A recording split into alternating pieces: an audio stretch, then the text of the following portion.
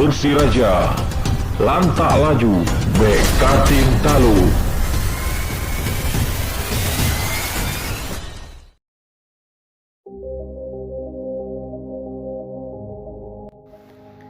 Manajemen Persiraja Banda Aceh resmi menggait bus Mitra Rahayu atau JRG.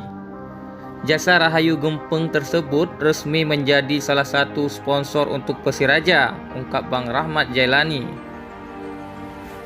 Menurut Bang Rahmat Jailani, ini menjadi dukungan tersendiri bagi Persiraja dan akan sangat membantu Persiraja jelang menghadapi derasnya kompetisi Liga 1 mendatang.